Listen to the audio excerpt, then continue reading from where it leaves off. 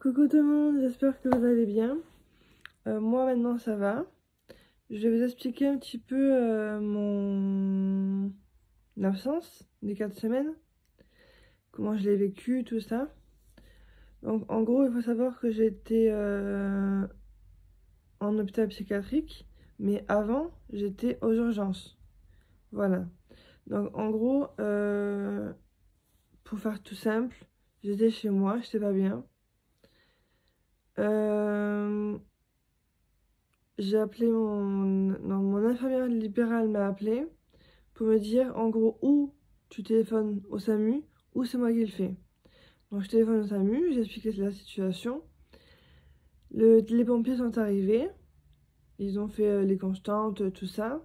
Ils m'ont directement emmené aux urgences. Là j'ai été prise par des médecins, des infirmiers, tout ça. Et j'ai passé la nuit aux urgences, en observation.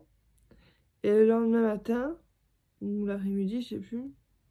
Bref, c'est pas grave. Le lendemain, quoi, j'ai transféré en hôpital psychiatrique. Euh, c'est pas la première fois hein, que j'y vais, hein, mais cette fois-ci, c'était très, très compliqué. Parce qu'en gros, je suis arrivée, on m'a mis en chambre d'isolement direct, en fait. Voilà. Les chambres d'isolement, c'est quoi? C'est une chambre où t'as rien dedans. T'as juste un lit, un matelas. Voilà. T'as rien d'autre. T'as les 4 murs blancs avec un matelas, c'est tout. On t'enlève tout, on t'enlève tes bijoux, on t'enlève tes vêtements aussi. T'es nu, ou tu es nu, ou tu es en pyjama d'hôpital en fait. Voilà, les trucs bleus là, trucs moches. Euh, il faut savoir que c'est fermé à double tour, hein, évidemment, tout est fermé. Il y a juste un petit truc carré comme ça pour regarder l'heure, ou voir les gens passer si t'as la foi de regarder les gens passer. Donc j'ai fait une semaine en chambre d'isolement. C'était horrible. En fait, au début, c'était bénéfique parce que quand t'es pas bien, ce qu'il faut, c'est d'être tout seul. Enfin, moi, personnellement, il faut que je sois toute seule, isolée, pour me reconcentrer sur moi-même. Voilà.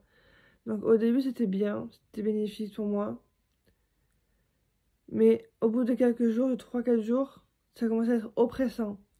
Parce qu'en fait, chambre d'isolement, t'as rien dedans et t'es vite oppressé en fait. Par le vide qu'il y a en fait. Je me sentais oppressée, je voyais des psychiatres matin et soir, c'était n'importe quoi. Je voyais des psychiatres matin et soir, c'était n'importe quoi. À chaque fois, je disais s'il vous plaît, je peux sortir, je peux sortir, je peux sortir. Les psychiatres ils me disaient non, t'es pas prête et tout. Et je leur expliquais hein, que je me sentais oppressée, que c'était plus bénéfique pour moi et que là, j'étais en train de rechuter quoi. Mais non, ils voulaient pas entendre. Pour eux, il fallait que je reste en iso. Voilà. Donc, une semaine plus tard, je sors de l'isolement. On me met en Nash. Nash, c'est quoi? C'est le service des fous furieux. Des dangereux, ceux qui ont fait des trucs, des délinquants. Enfin, des trucs comme ça, quoi. Voilà. Donc, j'ai été 4 jours en Nash. Je ne sais même pas pourquoi j'étais en Nash.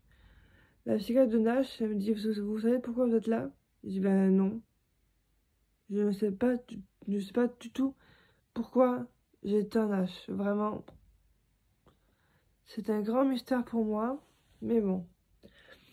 Ensuite, ces 4 jours, on est venu me chercher pour retourner dans mon service. Et là, j'ai été en pyjama. C'est-à-dire une punition, en gros. Ou punition, ou pour pas se faire du mal, quoi. Par exemple, si j'ai une ceinture en mon pantalon pour pas que je m'étrangle, pour pas que je me pende, pour pas que je me fasse du mal, tout ça. On me met en pyjama, d'hôpital, les bleus là. Et donc pendant plusieurs jours j'ai été comme ça. Donc interdiction de sortie parce que quand t'es en pyjama tu peux pas sortir dehors. Tu peux rien faire à part avec un infirmier. Donc je crois qu'on était baladé 2 fois. Donc je suis sortie 2 fois en gros. Et, et puis voilà. Ensuite, j'ai vu la psychiatre. Les psychiatres tout le temps, hein. Je les voyais, tout le temps, je les voyais, hein, tous les jours. Hein. Je sais pas pourquoi. Enfin, si, c'est moi qui demandais à les voir, mais... Et en gros, un jour, la psychiatre m'a dit, vous voulez faire quoi? Je lui ai dit, ben moi, je veux sortir, je veux rentrer chez moi. On a défini une date, donc j'ai pu remettre mes vêtements. Donc tout a bien fini, mais en gros, je suis arrivée à l'hôpital sous contrainte. C'est-à-dire qu'aux urgences, on m'a dit, est-ce que vous voulez aller en HP? J'ai dit, moi, je veux pas y aller. J'ai dit, ben, ils m'ont dit, vous êtes obligé d'y aller. J'ai dit, moi, je ne veux pas y aller. Je ne veux pas aller à l'hôpital. Donc du coup, on m'a emmené de force en HP. Donc j'étais sous contrainte, c'est-à-dire que je ne pouvais pas sortir de moi-même. Voilà. Je suis allée voir la juge. Voilà. Donc il y avait d'abord rendez-vous avec l'avocat. Et après, ben, il y avait donc le rendez-vous avec la juge. Oui, j'étais sous contrainte. En gros, pour voir si tout allait bien, si tout était en règle, si... Enfin voilà, quoi, plein de choses. Voilà. J'espère que j'espère que ces explications vous ont aidé à comprendre pourquoi je n'étais pas là.